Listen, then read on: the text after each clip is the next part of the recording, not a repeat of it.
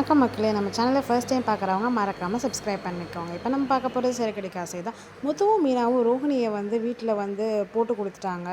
இவங்களால தான் உண்மை எல்லாத்தையுமே சொல்ல வேண்டியதாக போச்சு அப்படின்னு சொல்லிட்டு ரோஹிணிக்கு பார்த்திங்கன்னா முத்து மீனா மேலே ஒரு சம கோவமாக இருக்காங்க. அதே மாதிரி பாட்டி ரோஹிணி இனிமேல் நீ இந்த மாதிரிலாம் எதுவுமே செய்ய மாட்டேன், நாங்கள் நம்புறதுக்காக நீ சத்தியம் பண்ணு அப்படின்னு சொல்லிட்டு ரோஹிணி கிட்ட கற்பூரத்தை அடித்து சத்தியம் வாங்கிக்கிறாங்க. சத்தியம் பண்ணிவிட்டு அவங்க சரி ஓகே அப்படின்னு சொல்லிட்டு ரூம்குள்ளே போகிறாங்க. மனோஜ் வராங்க. மனோஜ் வந்த உடனே ரோஹிணி மனோஜ் அப்படின்னு பேசுகிறாங்க. நீ தயவு செஞ்சு என்கிட்ட பேசாத, உன்னை நான் வீட்டில் சொல்லி காப்பாற்றி விட்டதுக்கு காரணம் நீ ஃபோனில் சொன்னதுனால மட்டும்தானே தவிர உன் மேலே எனக்கு நம்பிக்கைலாம் எதுவுமே கிடையாது. இனிமேல் நீயும் நானும் புருஷன் பொண்டாட்டிலாம் கிடையாது. வெளில இருக்கவங்க என்ன நினச்சாலும் பரவாயில்ல, இந்த ரூம்குள்ளே நீ யாரோ நான் யாரோ தான், அப்படி தான் இருக்கணும் அப்படின்னு சொல்லிட்டு மனோஜ் இத்தனை நாள் கோவப்படாத மனோஜ் ரோஹிணி மேலே செம்மையாக கோவப்பட்டுறாங்க. ரோஹிணி உடனே என்ன மனோஜ் இப்படிலாம் பேசுகிற அப்படின்னோடனே நீ தயவு செஞ்சு என்கிட்ட பேசாத, நீ பேசினா நான் இங்கேருந்து போயிடுவேன் அப்படின்னு சொல்லிட்டு மனோஜ் போயிடுறாங்க. ரோஹிணி உட்காந்து அழுதுகிட்டே இருக்காங்க.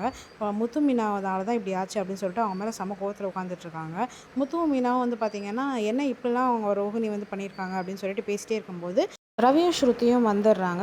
என்ன பேசிகிட்டு இருக்கீங்கன்னு கேட்கும்போது இல்லை இன்னமும் பார்லர் அம்மா ஏதோ மறைக்கிறாங்க அப்படின்னு சொல்லிட்டு முத்து பேசிகிட்டு இருக்காங்க. முத்து எல்லாருமே பேசிகிட்டு இருக்கிறத மனோஜ் கேட்டுடுறாங்க படிக்கட்டுக்கிட்ட நின்றுட்டு. அப்புறமா திரும்பவும் ரோஹிணி கிட்ட போயிட்டு நீ ஏதாவது மறைக்கிறியா அப்படின்னு சொல்லிட்டு கேட்குறாங்க. நம்ம வீடியோ சப்ஸ்கிரைப் பண்ணவங்களுக்கு ரொம்ப நன்றி. சப்ஸ்கிரைப் பண்ணாதவங்க மறக்காமல் சப்ஸ்கிரைப் பண்ணிடுங்க.